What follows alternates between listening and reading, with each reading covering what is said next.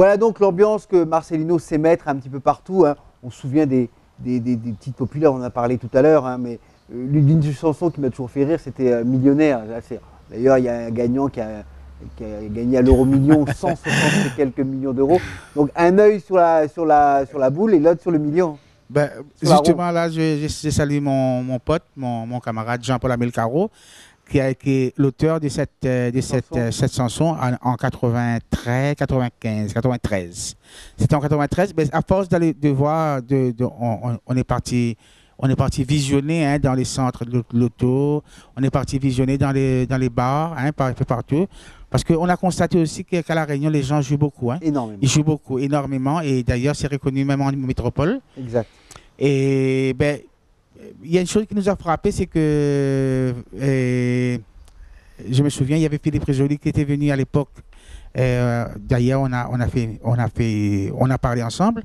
Et on a constaté que on a écrit la chanson, ça des millionnaires, mais en même temps, on a vu quand les gens ils allaient à l'époque, c'était sur TF1, je crois. Tourner la roue. Tourner la roue, on voit l'attitude des gens. Ouais.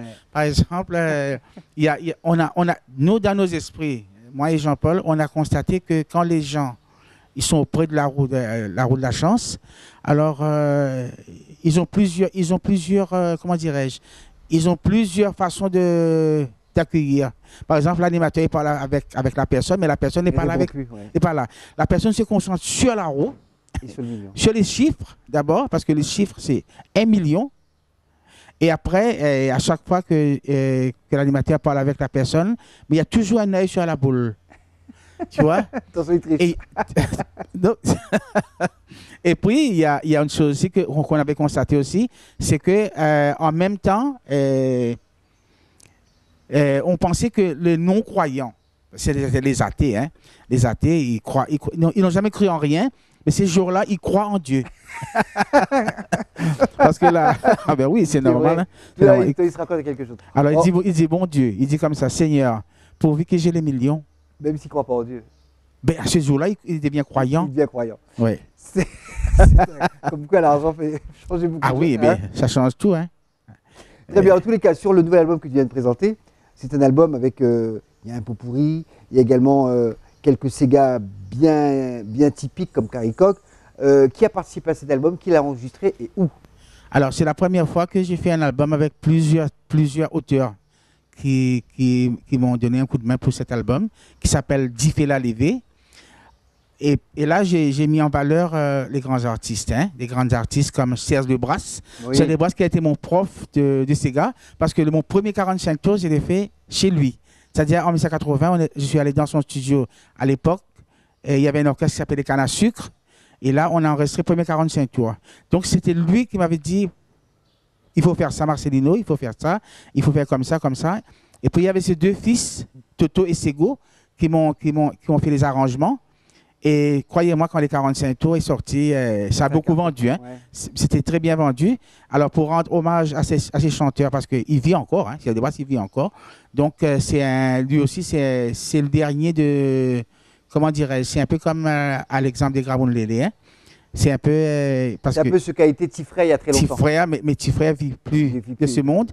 Mais c'est Serge Desbras qui est encore le... C'est le dernier voilà. bouton, comme on dirait. Voilà. comme ça.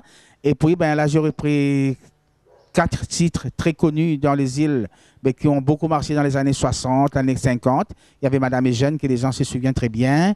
Il y a Monty Créole, c'est l'émancipation de la langue créole, parce qu'à l'époque, quand ils chantaient, les Sega n'étaient pas vraiment, les créoles surtout n'étaient pas acceptés dans les familles nobles, dans les salons, tout ça. Mais voilà, c'était bourgeoisie, et puis c'était un sujet tabou quand même. Mais de nos jours, maintenant, quand on voit les Sega avec la langue créole, ça traverse l'océan, ça part à l'extérieur. Et les gens, parce que c'est ça qui fait bouger les gens, la musique créole, le Sega. Et puis j'ai pris un autre morceau encore qui s'appelle Bouze Bouzé, hein, qui parle aussi du Sega. Et dernier, j'ai pris Banani. Donc ça, c'est pour Serge Desbras. Après, j'aurais pris un morceau de Jean-Claude Gaspard qui s'appelle Jalousie aussi. Et ça, c'était à la dernière minute de l'enregistrement de l'album. Et après, j'ai chanté aussi pour 2 autres auteurs-compositeurs, qui est Dario Malcolm, qui chantait, lui, il chantait Et Mademoiselle, Paradis artificiel, tout ça. Et après, il y a un camarade qui s'appelle Alain Marie-Jeanne aussi, qui était très bon auteur-compositeur. Ben, je peux te dire aussi que pour l'album, on a fait ça en 3 jours. À Maurice. À Maurice, dans un grand studio d'enregistrement. Les musiciens, c'est les musiciens du groupe Jotsa. Et là, je fais un salut parce qu'ils viennent toujours à La Réunion. Ils viennent évidemment chaque fois à La Réunion. Il y a Chris Dio qui fait la guitare. Et puis, il y a la basse, c'est Nono. Et puis, la batterie, c'est Jean-Michel Ayong. Et puis, ben, au clavier, c'est Elvis. Elvis et Rojo. Et là, on a travaillé très vite parce que quand je pars à Maurice, c'est pour 48 heures ou 36 heures. Pas plus, mais il faut travailler. Donc, on a fait l'album en 3 jours. Très bien. Ça me permet de saluer nos amis mauriciens qui nous regardent également dans notre émission oui, à travers les télévisions. Exactement. Et puis, bien sûr, l'Internet aussi. Et puis, ben, il doit dire aussi. C'était enregistré au studio Capricorne, c'est ça? Le studio, c'est Grasse Record. Se trouve à Port-Louis. Et il y a beaucoup de gens qui viennent là-bas. Il y a beaucoup de gens qui viennent enregistrer là-bas. Et puis, ben, comme tu dis, l'ossature même de la base de la musique, c'est très, très, très bien orchestré. Et c'est très professionnel. 3 jours pour enregistrer, mixage ensuite, et puis après, on te donne la bande et tu reviens à La Réunion. Voilà. Ben, on est arrivé à un stade vraiment très délicat au niveau de la production. D'ailleurs, la production, c'est devenu très... C'est plus la même chose que quand on a débuté. Quand moi j'ai débuté en 80 ou en 78, mais maintenant il faut faire sa propre production. C'est ça un problème parce que quand tu cherches un producteur, ça n'existait pas. Et c'est très dur parce que je ne sais pas comment ils vont faire les jeunes, mais le coût du studio c'est très élevé. C'est toi qui dois investir. Et puis il y a aussi c'est ce qu'on appelle le marketing. Et il faut trouver quelqu'un et avec comme encore une fois, la modernisation, maintenant, le CD, ça commence à baisser. Donc, c'est pas quelle matière, c'est pas quelle autre, comment dirais-je, qu'est-ce qu'on aura après le CD, mais maintenant, avec l'avènement de l'informatique, c'est devenu vraiment très, très, très, très délicat. Parce que même au niveau des droits d'auteur, moi, je suis allé carrément voir... par la SACEM, par exemple, il n'y a plus de production qui sort. Il n'y a rien qui sort. Et là, j'ai posé une question à un cadre de la SACEM pour demander comment ça va se passer. On ne perçoit rien. De toute façon, si on ne sort pas de CD et ça ne passe pas dans les endroits où il faut, on ne percevra rien. Et sauf que je parlais d'une question aussi de téléchargement. Et il m'a dit que c'est très, très, très, très, très minime pour un artiste de se faire vivre avec les droits d'auteur maintenant parce que en téléchargeant une chanson, c'est nul, il n'y a rien. Maintenant, il faut poser la question. Qu'est-ce qu'on doit faire?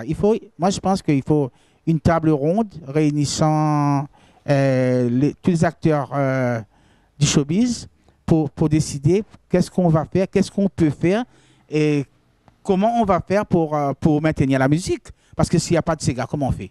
Et le Sega existera toujours, à l'Imédifère, oui, par exemple. Ça va exister, oui. Mais qui c'est qui va chanter? Ah, ça, c'est notre problème. Mais disons qu'il y aura toujours des Segatiers, je pense. Maintenant, le support va être peut-être plus sur des spectacles vivants ou des spectacles en animation. Et que la diffusion se fera par la télévision, par Internet et accessoirement sur un disque, mais de moins en moins.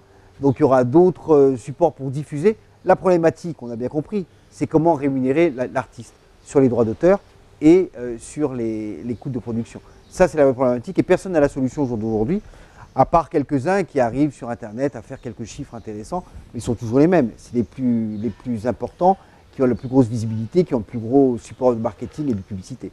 En tout cas, ce n'était pas trop l'objet de notre conversation, mais c'est vrai que tu as débordé là-dessus et c'est très intéressant. Donc l'album est enregistré à Maurice, mixé à Maurice, tu es venu ici pour le commercialiser et il est sorti depuis quelques temps maintenant. Tu as des projets également, parce que je sais que tu dois partir en métropole pour défendre cet album et défendre ces nouvelles chansons. Voilà, donc mon but c'est d'aller beaucoup plus loin et de se faire connaître l'album. Et il y a des tournées qui sont prévues au mois de décembre, une tournée européenne qui m'amènera peut-être, ce sera à Paris, Londres, et pour terminer le 31 décembre à Lausanne, en Suisse.